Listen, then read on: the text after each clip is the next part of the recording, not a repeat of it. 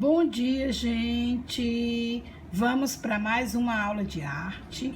Hoje a nossa aula vai ser bem curtinha, certo?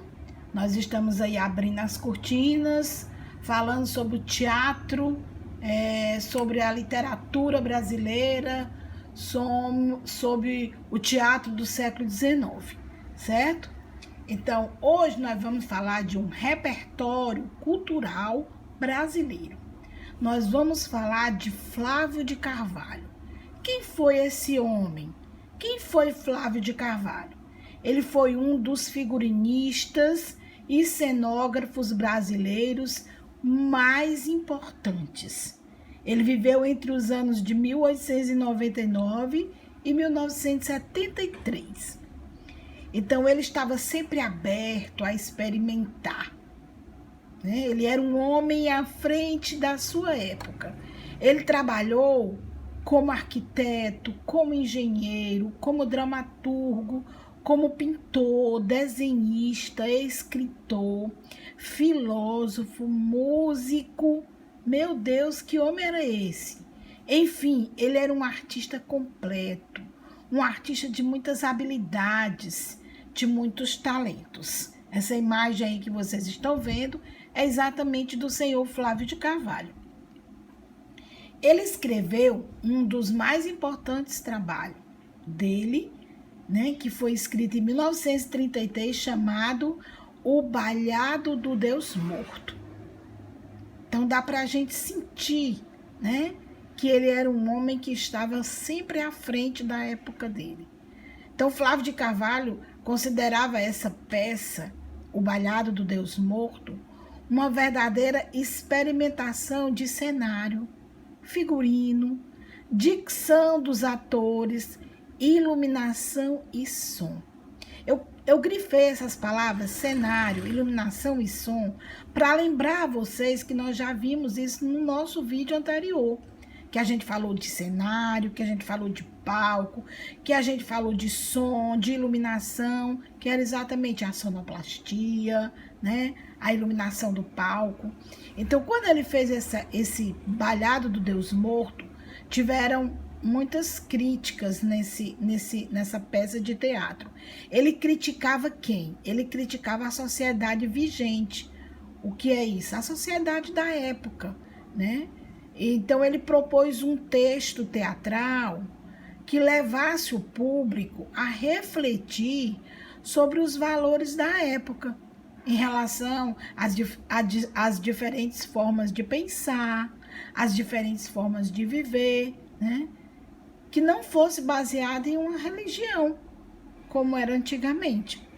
Então, a peça ela foi censurada pelo governo da época. Na época, o governo era de Getúlio Vargas. Então, aqui nós temos uma imagem. Essa imagem tem no livro de vocês, certo? É uma obra, que a Itaú Cultural programou e mostra aí algumas cenas do Ballado do Deus Morto. Nós temos também algumas cenas, o cartaz da propaganda do teatro, o Ballado do Deus Morto, e a peça em si, sendo passada algumas cenas que foram tiradas essas fotos. Essas fotos, gente, são mais atuais, porque é uma peça de teatro que muitas vezes ela é passada várias vezes no teatro. Então, naquela época, é claro que em 1933 não existia ainda foto colorida, essas fotos são mais recentes. E o Teatro da Experiência, ele foi um homem que ajudou muito, E no Teatro da Experiência, que foi inaugurado no dia 15 de novembro de 1933, ele fez toda a preocupação de fazer o cenário, o figurino, de peças criadas por ele. Eram peças simples, e que o material utilizado era alumínio e tecido rústico. Ele mostra esse Teatro da Experiência exatamente na forma de ajudar muitas pessoas, porque não é basicamente preciso uma pompa muito grande, um figurino muito rico, Basta que ele seja que o público entenda. E aí ele mostra que o figurino e o cenário era simples e que o material que ele usou era alumínio e tecido rústico. Aí nós temos alguns rabiscos, alguns desenhos, né, alguns croquis que ele fez de alguns figurinos da época. Aí ele fez o interesse dele pelo figurino aumentou em 1953, quer dizer, 20 anos depois, quando ele foi convidado para desenhar a roupa de um balé chamado A Cangaceira. Esse balé era dirigido pelo maestro e compositor Camargo Guarnieri e com a cenografia de Aurel Milós. Então, A Cangaceira foi, assim, digamos assim, um sucesso, né? E onde ele se consagrou como figurinista, porque ele deu tudo dele, que era de melhor, para poder mostrar esse balé. Então, nós temos aí o enredo do balé. O que era esse balé A Cangaceira? Ele abordava mulheres que vinham do cangaço, que era um movimento que surgiu no Nordeste brasileiro, entre os finais do século XIX e o começo do século XX. E como resultado desse balé, ele mostrava a real situação precária em que vivia a população mais pobre do país e que teve muita influência na cultura brasileira, dando origem a lendas, a mitos.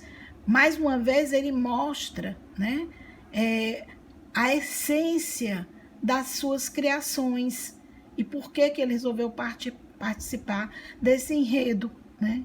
É porque ele queria que a população refletisse, né, como era que estava a real situação da população brasileira na região mais pobre do país.